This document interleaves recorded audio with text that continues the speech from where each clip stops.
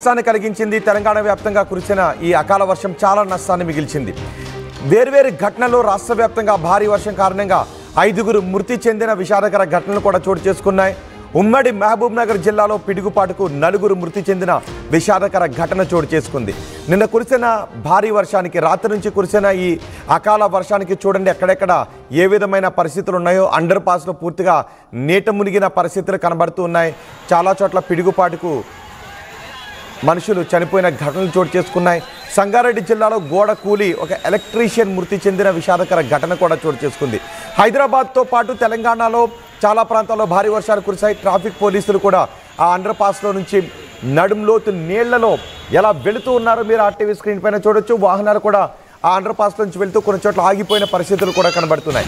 మరో 3 రోజుల పాటు ఈ భారీ వర్షాలు కురిసే అవకాశం ఉంటుంది అని వాతావరణ శాఖ అధికారులు చెప్తున్నారు. ఒక్కసారిగా భారీ వర్షంతో పాటు ఈదురుగాలులు కూడా వీయడంతో భారీ నష్టం సంభవించింది.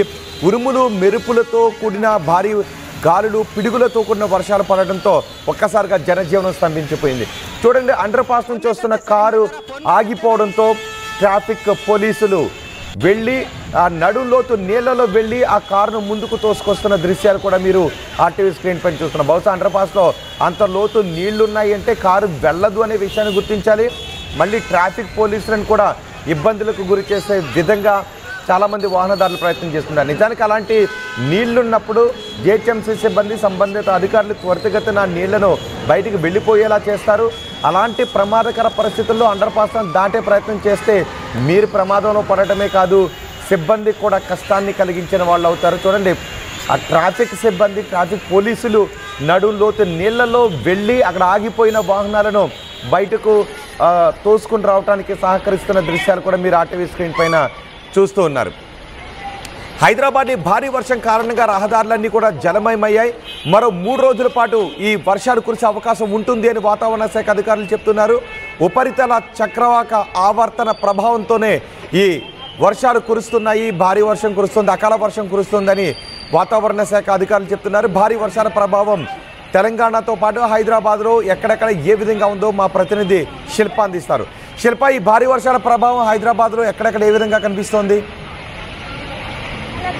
ఏర్పడినటువంటి ఉపరితల చక్రవాక ఆవర్తనలు, అదేవిధంగా ద్రోణి ప్రభావంతో నిన్నటి నుంచి రాష్ట్ర వ్యాప్తంగా భారీ వర్షాలు నమోదవుతున్నాయి. వర్షాలతో పాటు ఈదురుగాలు, అదేవిధంగా ఉరుములు మెరుపులతో కూడిన వర్షాలు నమోదయ్యాయి. ఈ క్రమంలోనే నిన్న ఒక్కసారిగా హైదరాబాద్ లో చూసుకున్నట్లయితే 3 గంటల నుంచి ఒక్కసారిగా వెదర్ చేంజ్ అయింది. మొత్తం ఇటు సిటీకి ఉన్నటువంటి నార్త్ ఆఫ్ పార్ట్ మొత్తం వర్షంతో కుమ్మేసిందని చెప్పుకోవచ్చు. ముఖ్యంగా చిన్న వర్షం వస్తేనే నగరం మొత్తం కూడా ట్రాఫిక్ తో తీవ్రమైన ఇబ్బందులు పడుతుంది. అలాంటిది దాదాపు 8 సెంటీమీటర్ల పైనే నగరంలో వర్షం నమోదైంది. దీంతో పాటు ఇటు రాష్ట్రంలో చూసుకున్నట్లయితే అన్ని జిల్లాల్లోనూ ఈదురుగాలు, అదేవిధంగా ఉరుములు మెరుపులతో కూడిన వర్షాలు నమోదవడంతో ఎక్కడికక్కడ జనజీవనం స్తంభించిపోయింది.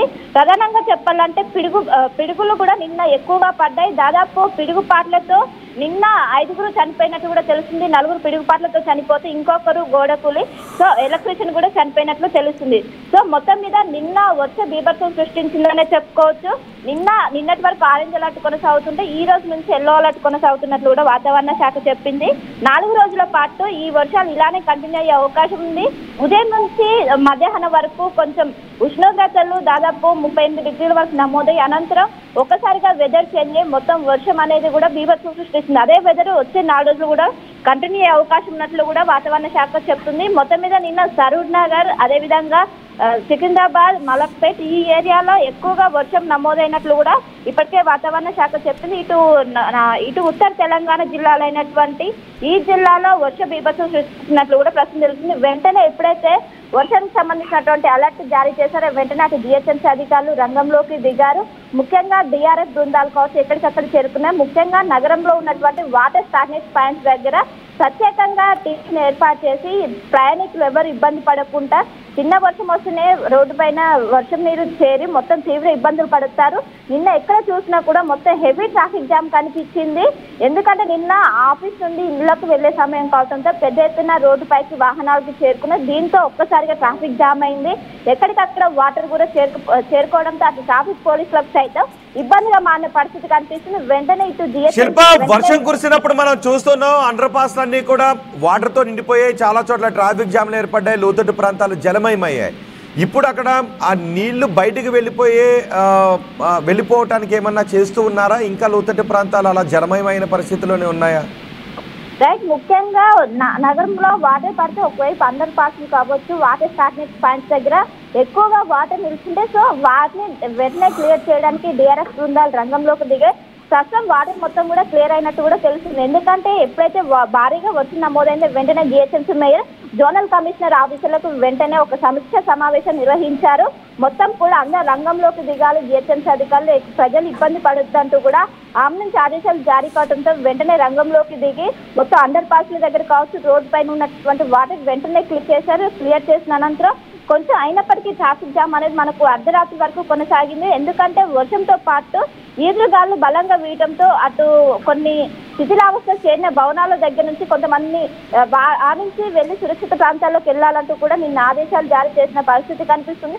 ఇదే క్రమంలో నిన్న చార్మినార్ దగ్గర ఒక రోడ్డు పై నుంచి వెళ్తున్నటువంటి ఆటోకు పక్కన ఉన్నటువంటి గోడ కూలిపై వాళ్ళు కూడా ప్రమాదకర ప్రస్తుతం చికిత్స పొందినట్టు కూడా తెలిసింది.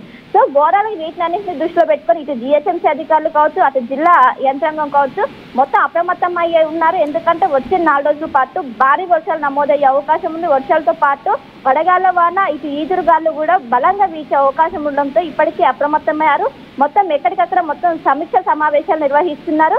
సో ఈ 4 రోజుల పాటు ఇటు జాగ్రత్తగా ఉండాలంటూ కూడా అటు ప్రజల్ని హెచ్చరిస్తున్న పరిస్థితి కనిపిస్తుంది. రోహిత్, రైట్ శిల్ప, హైదరాబాద్తో పాటు తెలంగాణలో పలు జిల్లాలు నిన్న కురిసిన భారీ వర్షానికి ఒక్కసారిగా అల్లాడిపోయాయి, అతలాకుతలం అయిపోయాయి. ఒక్కసారిగా కురిసిన ఈ అకాల వర్షంతో 4 పిడుగుపాటుకు చనిపోతే గోడ కూలి మరొకరు చనిపోయారు. హైదరాబాద్లో లోతట్టు ప్రాంతాలన్నీ ఇప్పటికీ జలమయంలోనే ఉన్నాయి. ఒక్కసారిగా అకాల వర్షం కురియడంతో కొన్ని కాలనీల్లో ఉన్న బైకులు కొట్టుకుని వెళ్ళిపోయాయి. అంటే ఒక్కసారిగా ఆ ప్రవాహం నదీ ప్రవాహాన్ని తలపించింది. ఇళ్లలోకి కూడా నీళ్లు చేరిపోవడంతో ఇంట్లో ఉన్నటువంటి వస్తువులన్నీ తడిచిపోయాయి.